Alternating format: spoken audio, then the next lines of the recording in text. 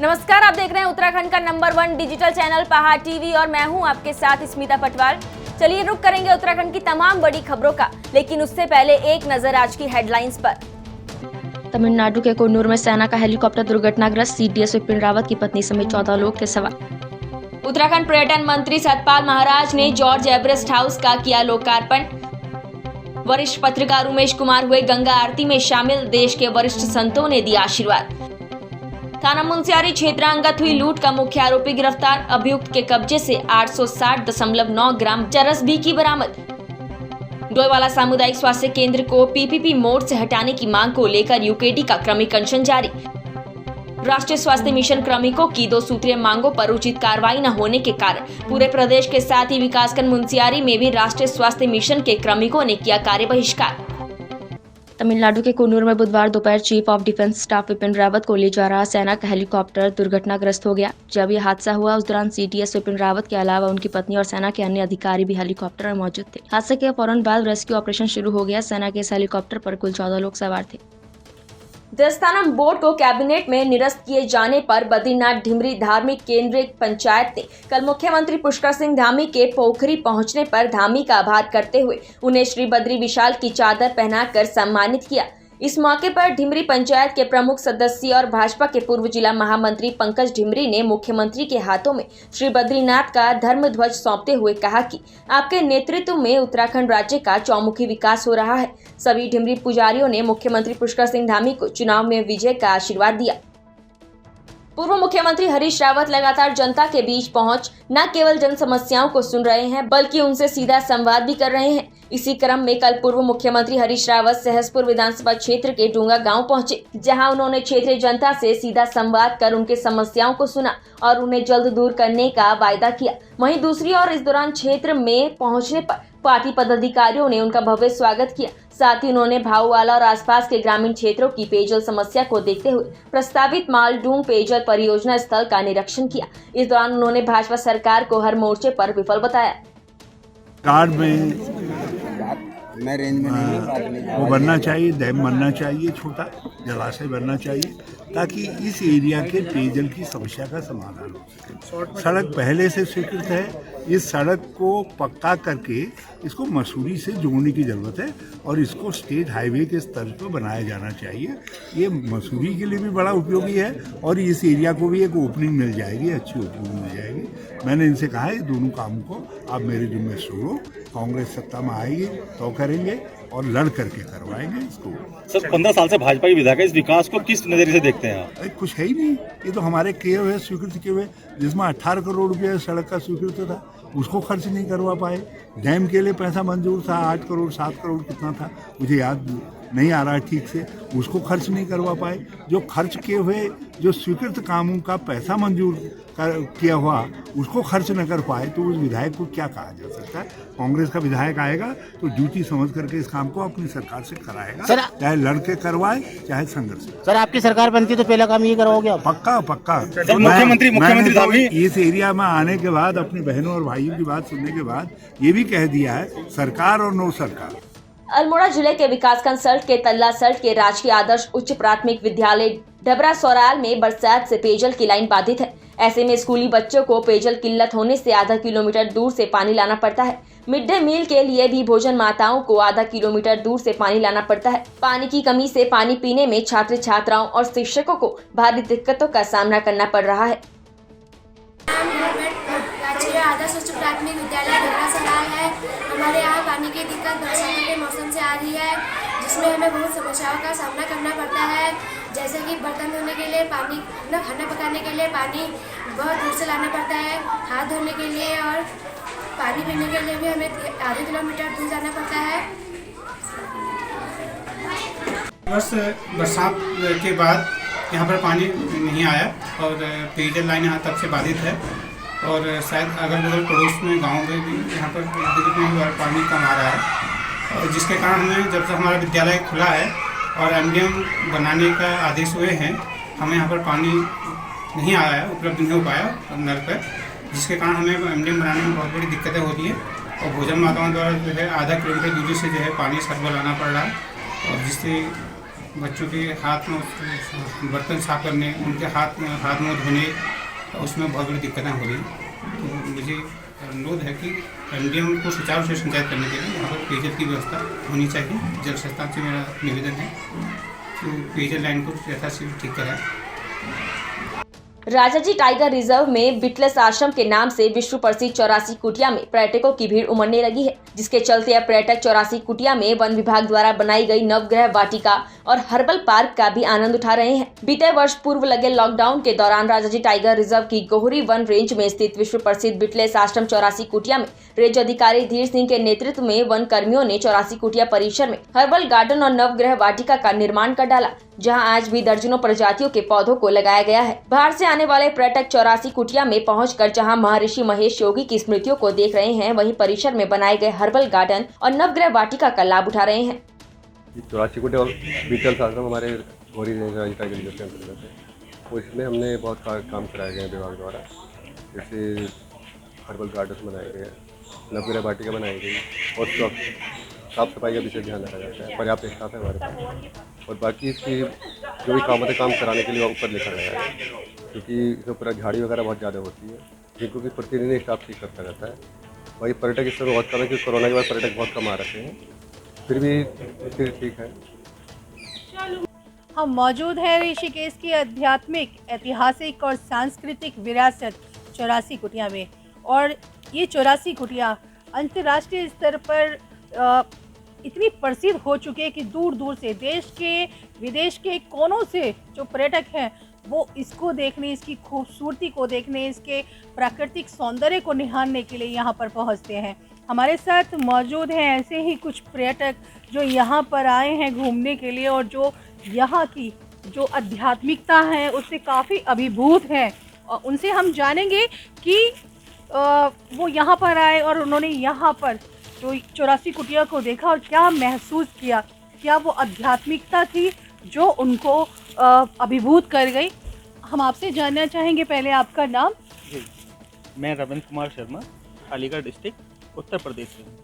तो आप परिवार सहित आए? जी जी जी, मैं, मेरी मिसेस और बेटा है। कैसा लगा आपको 84 कुटिया घूम के? बहुत बढ़िया है। हम लोगों ने राजाजी टाइगर रिजर्व का नाम काफ़ी सुना था, इसमें हम घूमने के लिए आए हैं और यहाँ हमने 84 कुटिया ये बीटल आश्रम जो है इसके बारे में भी काफ़ी सुना हुआ था। इसको देखने की बड़ी इच्छा थी, इसलिए हम इसमें आए हैं। यहाँ आध्यात्म के हिसाब से तो बहुत ही बढ़िया बनी हुई है। जो चीज़ें हम आज यूज करते हैं वो इसमें 1960 में बनाई गई हुई हैं। यहाँ एसी हॉल भी है जिसमें डक्ट पूरे में लगा हुआ है जो हम आज यूज करते हैं, और यहाँ हॉस्टल बना हुआ है, 2 हॉस्टल्स हैं बहुत बड़े बड़े, जिनमें अटैच लैट्रिन बाथरूम भी हैं साथ में, और ऊपर डोम्स वगैरह बहुत अच्छे बने हुए हैं। ये 4 स्टोरी का करीब है, 4-5 स्टोरी का। हम लोग ऊपर तक गए, डोम पे भी घूमे, बहुत ही सुंदर बना हुआ है। और बाकी तो यहाँ जो है गार्डन्स वगैरह बहुत डेवलप हुए हैं। ये इसको जो है राजाजी टाइगर रिजर्व के अंडर जब से आया है तब से डेवलपमेंट भी हो रहा है, लेकिन अभी थोड़ा सा इसकी मेंटेनेंस की और आवश्यकता है। सरकार को थोड़े से और प्रयास करने चाहिए बिल्डिंग के मेंटेनेंस के लिए। बाकी तो बहुत ही अच्छा है, यहाँ ग्रीनरी तो है ही है, और बताते हैं कि यहाँ लेपर्ड्स वगैरह भी आ जाते हैं समय समय पे। जी तो धन्यवाद बहुत बहुत। हमारे साथ एक जो पर्यटक, महिला पर्यटक है वो मौजूद है, उनसे जानेंगे। और ये एक बहुत बड़ी बात है कि 60 के दशक में वो सुविधाएं यहाँ पर मौजूद थी, वो आधुनिक सुविधाएं यहाँ पर मौजूद थी जो हम आज 21वीं सदी में प्रयोग कर रहे हैं। तो मैडम आपसे जानना चाहेंगे कि कैसा महसूस करा? बहुत ही अच्छा महसूस किया।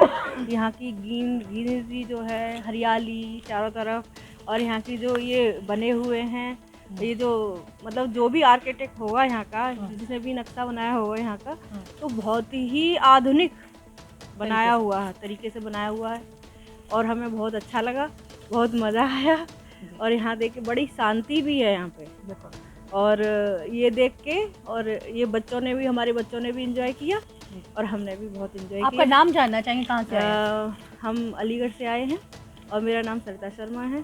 फैमिली सहित आए हम लोग, और बस अच्छा, बहुत अच्छा लगा। तो आप देख सकते हैं हमारे साथ सरिता जी मौजूद थी जो अलीगढ़ से आई हैं, और आप देख सकते हैं कि यहाँ पर जो पर्यटक हैं उनका आना जारी है। आप देखिए, हम चाहेंगे हमारे जो कैमरा पर्सन है वो दिखाएं कि जो यहाँ की गदरपुर सामुदायिक स्वास्थ्य केंद्र में राष्ट्रीय स्वास्थ्य मिशन से जुड़े गदरपुर के 44 संविदा कर्मचारियों ने अपनी मांगों को लेकर 3 दिवसीय कार्य बहिष्कार शुरू कर दिया है। इस दौरान संविदा के कर्मचारियों ने मांग पूरी न होने पर उग्र आंदोलन की चेतावनी दी है। आपको बता दें कि गदरपुर के सामुदायिक स्वास्थ्य केंद्र में राष्ट्रीय स्वास्थ्य मिशन से जुड़े 44 कर्मचारी, अधिकारी और डॉक्टर अपना कार्य बहिष्कार करते हुए हड़ताल पर हैं, जिससे स्वास्थ्य सेवाओं पर बुरा असर पड़ना तय है।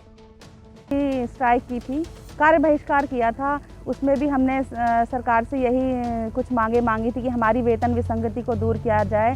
और हम लोग क्योंकि बहुत सालों से एनएचएम में कार्य कर रहे हैं और हम में से काफ़ी लोगों की जो है एज भी ऐसी हो चुकी है कि हम और किसी जॉब के लिए ट्राई नहीं कर सकते हैं कि हम अब ये इंतज़ार करें कि हाँ अब कोई परमानेंट वैकेंसी आएगी, फिर हम ऐसा भी नहीं है। तो हम ये चाहते हैं कि कम से कम हमारी इतने सालों से हमारा जो ये यहाँ पर काम है और हम सब कुछ कर रहे हैं, उसको देखते हुए ही सरकार हमारे लिए कोई अच्छे फैसले ले, हमारी वेतन विसंगति को दूर करे, हमारे लिए कोई ऐसी पॉलिसी बनाए जिससे कि हम 60 वर्ष तक की उम्र तक यहीं रहें, इसी विभाग में रहकर कार्य करते रहें।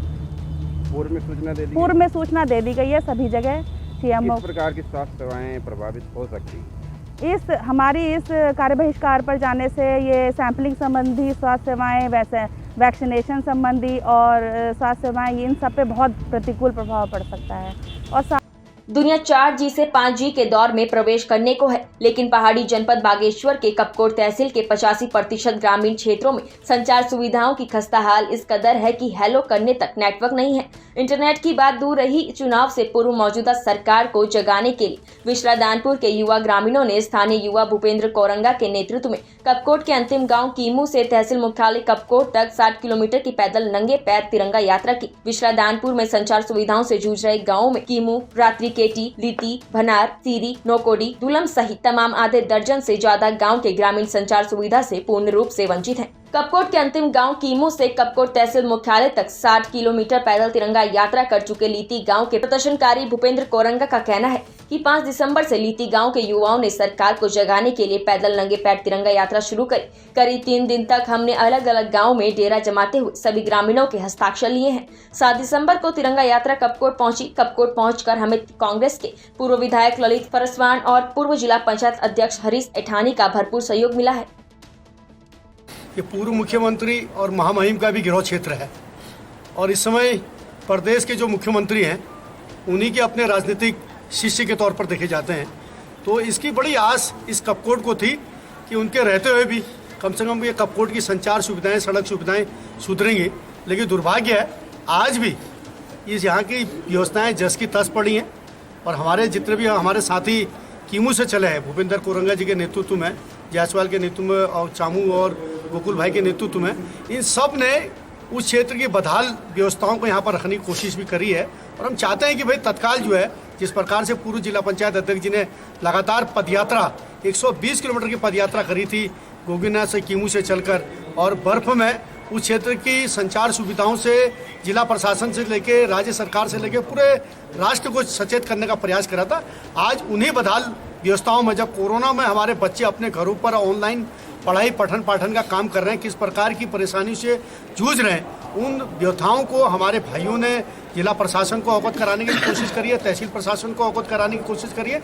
लेकिन हमको नहीं लग रहा कि भैया ये हमारी बातों को बड़े अमली जामा पहनाने की कोशिश करते हैं। हम युवा वर्ग, हम क्षेत्र की जो जनता है वो बहुत ज़्यादा परेशान है, बहुत ज़्यादा विवश है, क्योंकि सन 2019 के बाद जिस प्रकार से लॉकडाउन लगा तो हमारा लगभग सारा जो काम था वो इंटरनेट के माध्यम से पूरे देश के अंदर चल रहा था। आज 21वीं सदी में डिजिटल इंडिया के भारत के अंदर आज कपकोट के कई सारे जो हमारे क्षेत्र हैं, कई सारे जो ग्राम सभाएं हैं वो इंटरनेट और संचार से वंचित हैं। तो इसलिए ये पीड़ा हम युवाओं के अंदर है और हमने जो है हमारा जो कपकोट का अंतिम गांव है कीमू, वहां से लेकर के नंगे पैर पैदल यात्रा करने का निर्णय लिया, जिसमें मैं स्वयं था और हमारे बड़े भाई गोकुल कोरंगा जी सहित तमाम, और रास्ते भर में हमको सैकड़ों की संख्या में लोगों का समर्थन प्रत्येक गांव में मिला।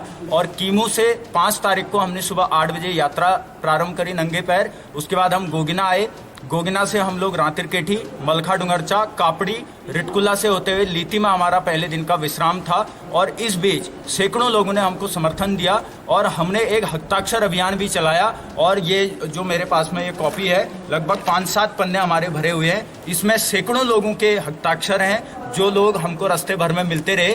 और उसके बाद पहले दिन का विश्राम हमारा लीती रहा और अगले दिन कल दूसरे दिन की जो यात्रा है वो लीती से हमारा विनायक धार, सामा, खड़लेक से होते भनीधार के रास्ते लालपुल, हरसिंगावगढ़, नौकुड़ी और नौकुड़ी से हमारा बड़ेत, बुरमौला और भानी हमने रात्रि विश्राम किया। और ये वाला जो बेल्ट है लालपुल से नीचे को, वहाँ पर अभी टावर तक भी नहीं लगा है, जो कि बहुत दुर्भाग्य की बात है। उसके बाद रात्रि भानी विश्राम करने के बाद आज हम लोग यहाँ पर धरना स्थल पर आए हैं तहसील मुख्यालय में। और यहाँ पर हमारे को समर्थन मिला पूर्व विधायक जी जो हमारे ललित फरसाण जी और हमारे पूर्व यहाँ पे जिला पंचायत के अध्यक्ष हमारे हरीश ऐठानी जी का समर्थन हमको मिला है। प्रदेश प्रवक्ता हमारे बड़े भाई अंकुर उपाध्याय जी सहित तमाम यहाँ पर नगर पंचायत के जो अध्यक्ष हैं हमारे गोविंद बिष्ट जी और पूर्व ब्लॉक अध्यक्ष हमारे गोविंद ऐठानी जी। गदरपुर गुरुद्वारा परिसर में गदरपुर व्यापार मंडल के महामंत्री संदीप चावला के जन्मदिन के मौके पर रक्तदान शिविर का आयोजन किया गया, जिसमें पैरा ओलंपिक गोल्ड मेडल विजेता मनोज सरकार ने पहुंचकर कार्यक्रम का शुभारंभ किया। इस दौरान मनोज सरकार ने कहा कि गदरपुर में रक्तदान शिविर का आयोजन संदीप चावला द्वारा पूर्व में भी किया जाता रहा है, जो कि सराहनीय प्रयास है और थैलेसीमिया से पीड़ित बच्चों के लिए रक्तदान की बहुत आवश्यकता होती है और यहाँ थैलेसीमिया पीड़ित बच्चों को भी बुलाया गया है, जो कि सराहनीय प्रयास है।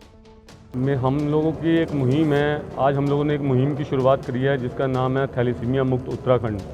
हम अपनी इस मुहिम के माध्यम से पूरे उत्तराखंड को थैलेसीमिया से मुक्त करना चाहते हैं और इस मुहिम में आज हमारे साथ मनोज सरकार जो कि अंतर्राष्ट्रीय पैरा बैडमिंटन खिलाड़ी हैं, जो कि अर्जुन पुरस्कार से सम्मानित हैं, उन्होंने हमारा साथ दिया है और उन्होंने हमारा मनोबल बढ़ाया है और कि जो है हम इस मुहिम को वो भी हमारे साथ लेकर आगे बढ़ेंगे।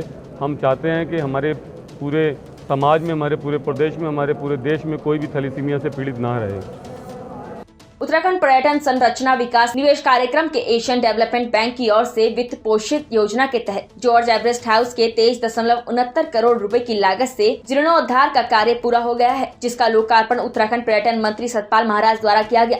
वहीं सर जॉर्ज एवरेस्ट हाउस के पुराने स्वरूप को संरक्षण करते हुए जॉर्ज एवरेस्ट हाउस के साथ आसपास के क्षेत्र को विकसित किया है, जो पर्यटकों के लिए आकर्षण का केंद्र बन गया है। मसूरी के हाथीपांव स्थित ऐतिहासिक जॉर्ज एवरेस्ट हाउस पर्यटकों को आकर्षित करने जा रहा है। उत्तराखंड पर्यटन संरचना विकास निवेश कार्यक्रम के तहत एशियन डेवलपमेंट बैंक की वित्तीय सहायता से खंडर हो चुके सर जॉर्ज एवरेस्ट हाउस का 23.69 करोड़ की लागत से जीर्णोद्धार किया है। अर्पण हुआ है और ये अपने आप में म्यूजियम ऑफ कार्टोग्राफी बनेगा और ये जॉर्ज एवरेस्ट ने जो सदर्न टिप से लेकर के और पूरे हिमालय तक जो है नापा है जंजीरों से और पूरे दुनिया के अंदर जो भारत को एक किस्म से इस्टेब्लिश किया है, तो ये अपने आप में बहुत बड़ा द ग्रेट आर्क का मेजरमेंट करना अपने आप में बहुत अद्भुत कार्य था।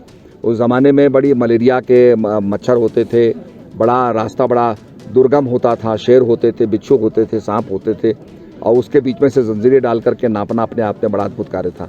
तो एक शिखर जो है पूरी सबसे ऊंची चोटी जॉर्ज एवरेस्ट को समर्पित की गई और आज उनका ये जो है उनका जो आवासीय परिसर जो है उसका और वेधशाला का लोकार्पण करते हुए बड़ा हर्ष हो रहा है मुझे। और ये समझता हूँ कि मसूरी के अंदर ये पर्यटक आकर्षण केंद्र रहेगा, पर्यटकों को आकर्षित करने का केंद्र रहेगा। सर, स्थानीय लोगों को रोजगार भी अब उपलब्ध कराना होगा, तो किस तरीके से पूरा मैनेजमेंट? नहीं, इसमें भी करेंगे क्योंकि हमने यहाँ पर स्थानीय लोगों के लिए कुछ फूड वैन्स लगाई हैं और शटल सर्विस यहाँ चल रही है और धीरे धीरे चीज़ें डेवलप होंगी, सड़कें भी बनेंगी, सब चीज़ें बनेंगी। ये शुरुआत हुई है, हमारा प्रारंभ है और यहाँ से जो विहंगम दृश्य दिखाई देता है पूरे हिमालय का, ये अपने आप में बड़ा अद्भुत है और निश्चित रूप में प्रेरणादायी है। आपका ये हमेशा प्रयास रहता है छोटे छोटे हब बनाने का और काफ़ी सफल भी हुए, तो आगे की क्या योजना है सर? ये आगे भी हब बनाएंगे हम लोग, जहाँ जहाँ हमारे पास प्रस्ताव आते हैं, जो जो विचार आते हैं उनको हम करने का काम कर रहे हैं और इसमें हम जो है जो हॉन्टेड हाउसेज हैं और भी जो गए हैं उनको ला रहे हैं ताकि लोगों के अंदर इंटरेस्ट रहे आगे भविष्य में हमारी। जनपद उधम सिंह नगर में प्रशासन ने बीती रात अवैध खनन के खिलाफ बड़ी कार्रवाई कर 10 वाहन कब्जे में ले लिए। फर्जी रॉयल्टी के शिकायत पर पकड़े गए इन वाहनों और उनमें लदे रेत बजरी की जांच की गई। सभी वाहन ओवरलोड पाए गए। प्रशासन की इस कार्रवाई से खनन माफियाओं में हड़कंप मचा है। उप जिलाधिकारी तुषार सैनी के नेतृत्व में प्रशासन की टीम ने सोमवार की रात 11 से 2 बजे तक कार्रवाई की। इस दौरान रेता बजरी ढो रहे 10 वाहन कब्जे में लिए गए। इन सभी वाहनों को मंडी परिसर में खड़ा कर दिया गया। कुछ वाहनों में तो रेता बजरी की रॉयल्टी तक नहीं थी, उनके रॉयल्टी की भी जांच की गई। एसडीएम ने बताया कि आगे भी कार्रवाई जारी रहेगी। उन्होंने बताया कि वाहन में 100 कुंटल से अधिक रेता बजरी लदा था। एसडीएम ने बताया कि उन्हें बिना रॉयल्टी के रेता बजरी ले जाने की शिकायत मिली थी। आपको बता दें कि पूर्व में भी फर्जी रॉयल्टी के मामले सामने आ चुके हैं। उत्तराखंड पुलिस मुख्यालय के आदेश अनुसार गौरा शक्ति अभियान के अंतर्गत गौरा शक्ति ऐप का अधिक से अधिक प्रचार प्रसार करने के परिप्रेक्ष्य में पुलिस अधीक्षक उत्तरकाशी के दिशा निर्देशन में कल उप निरीक्षक गीता प्रभारी महिला काउंसलिंग सेल नोडल अधिकारी उपवा द्वारा राजकीय इंटर कॉलेज जोशियाड़ा और राजकीय इंटर कॉलेज गंगोरी में जाकर स्कूली छात्र छात्राओं को गौरा शक्ति ऐप के संबंध में संपूर्ण जानकारी दी गई। हरिद्वार के भगवानपुर में जंगली जानवरों का रिहायशी इलाकों में आवाजाही का सिलसिला थमने का नाम नहीं ले रहा है। बुग्गावाला क्षेत्र के तेलपुरा गांव में बीती रात 10 बजे ग्रामीण के पशुशाला में एक गुलदार घुस आया था, जिससे ग्रामीणों में दहशत का माहौल बन गया था। वन विभाग की टीम ने ग्रामीणों की मदद से घंटों मशक्कत के बाद गुलदार पर काबू पाया और गुलदार को पिंजरे में कैद कर साथ ले गई। वहीं ग्रामीणों ने वन विभाग के खिलाफ जंगली जानवरों को रिहायशी इलाकों में न रोके जाने के रवैये के चलते सख्त नाराजगी दिखाई। आज सुबह कॉर्बेट टाइगर रिजर्व की झिरना रेंज के समीप रहने वाली लक्ष्मी देवी अपने खेत में बंदरों को भगा रही थी। इसी बीच अचानक गुलदार ने खेत में आकर इस महिला पर हमला बोलते हुए उसे गंभीर रूप से घायल कर दिया। महिला के शोर मचाने पर आसपास में कुछ महिलाएं लकड़ी काट रही थी, जो महिला की आवाज सुनकर मौके पर पहुंचे और उन्होंने शोर मचाया तो गुलदार लक्ष्मी देवी को लहूलुहान कर जंगल की ओर भाग गया। घटना के बाद इलाके में दहशत बनी हुई है। वहीं घायल महिला को उपचार के लिए रामनगर के सरकारी अस्पताल में भर्ती कराया गया है। गवर्नमेंट की सीमा पर गन्ने की रखवाली कर रही है। कहाँ की बंदर भगाने के लिए, जैसे ये दीवार भी टूटी हुई है वहाँ पे गई, तो जब ये बाघ ने हमला कर दिया इनके ऊपर। ये कॉर्बेट से लगा हुआ है, कॉर्बेट की है, ग्राम फतेहपुर धारा झिरना रेंज में आता है। ये कुछ और के जंगल से लकड़ी लेके आ रही थी, उन्होंने बचाव। ये तो बंदर भगा रही थी खेत में से। खेत में हाँ ठीक, बाघ ने हमला कर दिया। अल्मोड़ा में अपनी 2 सूत्रीय मांग को लेकर NRHM के कर्मचारियों ने प्रदेश की धामी सरकार के खिलाफ मोर्चा खोल दिया। कर्मचारियों का कहना है कि HR पॉलिसी और आउटसोर्सेज से की जा रही नियुक्ति को लेकर कर्मचारी काफी समय से मांग कर रहे हैं। प्रदेश सरकार कोई सुनवाई नहीं कर रही है, जिसको लेकर प्रदेश भर के कर्मचारी हड़ताल पर हैं। वहीं अल्मोड़ा जिले के लगभग 400 कर्मचारी हड़ताल पर चले गए हैं, जिससे कोविड टेस्टिंग के साथ स्वास्थ्य कार्यों पर भी प्रभाव पड़ेगा। बीते 1 दिसंबर को थाना मुंसियारी क्षेत्रांगत हुई लूट और मारपीट के मामले में वांछित 3 अभियुक्तों में से एक अभियुक्त अमित कुमार निवासी ग्राम नेड़ा जिला पिथौरागढ़ को पूर्व में ही गिरफ्तार कर लूटी हुई धनराशि भी बरामद कर ली गई थी और पुलिस अधीक्षक पिथौरागढ़ लोकेश्वर सिंह के आदेश अनुसार शेष अन्य 2 अभियुक्तों की गिरफ्तारी के लिए पुलिस टीम गठित की गई, जिस क्रम में पुलिस उपाधीक्षक धारचूला विनोद कुमार थापा के नेतृत्व में थाना मुंसियारी कोतवाली पिथौरागढ़ और SOG टीम द्वारा संयुक्त रूप से कार्यवाही करते हुए कल उपरोक्त मामले में वांछित मुख्य आरोपी जगदीश कोरंगा निवासी गोल्फा जिला पिथौरागढ़ को गिरफ्तार किया गया और अभियुक्त की निशानदेही पर उसके द्वारा सिलथाम स्थित होटल अलंकार के कमरा नंबर 121 में बेड के अंदर छुपाई गई लगभग 860.9 ग्राम चरस बरामद की गई। अभियुक्त के विरुद्ध कोतवाली पिथौरागढ़ NDPS अधिनियम के अंतर्गत अभियोग पंजीकृत किया गया। अभियुक्त को न्यायालय में प्रस्तुत कर अग्रिम वैधानिक कार्यवाही की जा रही है। डोईवाला सामुदायिक स्वास्थ्य केंद्र को PPP मोड से हटाने की मांग को लेकर UKD का क्रमिक अनशन जारी है। आज धरना स्थल पर 90 वर्षीय गिरधारी लाल नैथानी भी धरना दे रहे हैं।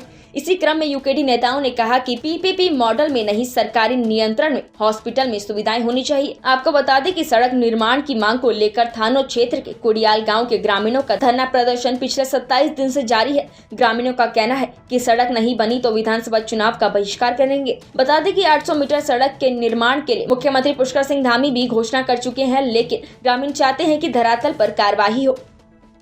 राष्ट्रीय स्वास्थ्य मिशन क्रमिकों की 2 सूत्रीय मांगों पर उचित कार्रवाई न होने के कारण पूरे प्रदेश के साथ विकासखंड मुंसियारी में भी राष्ट्रीय स्वास्थ्य मिशन के क्रमिकों ने कार्य बहिष्कार किया।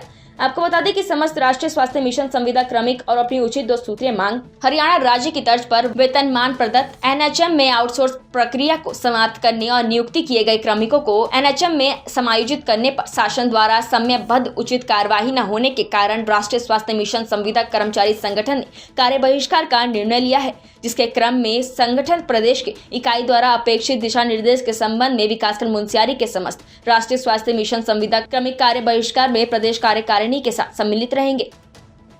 आगामी 10 दिसंबर से डोईवाला के राजकीय जूनियर हाई स्कूल के खेल मैदान पर राज्य स्तरीय वॉलीबॉल प्रतियोगिता का भव्य आयोजन होने जा रहा है। पूर्व राज्य मंत्री और अंतर्राष्ट्रीय वॉलीबॉल खिलाड़ी अरुण सूद की देखरेख में तैयारियों को अंतिम रूप दिया जा रहा है। प्रतियोगिता का मकसद ग्रामीण खेल प्रतिभाओं को उचित मंच देने के साथ राज्य की खेल नीति का लाभ देना है।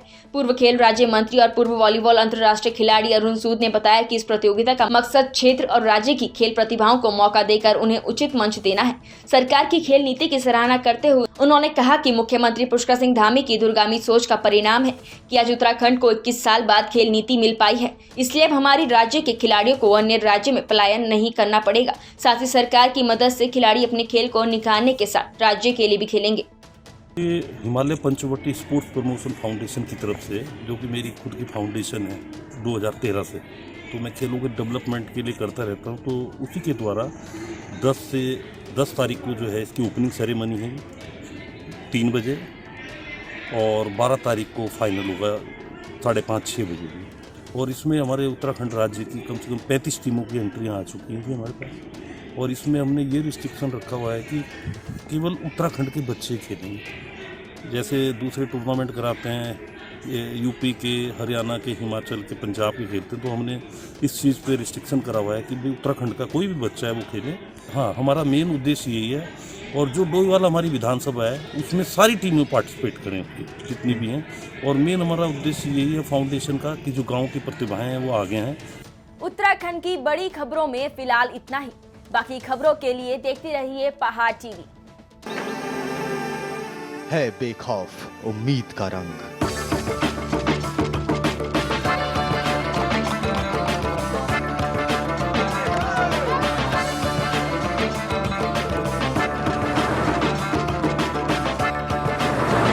है आस्था भी।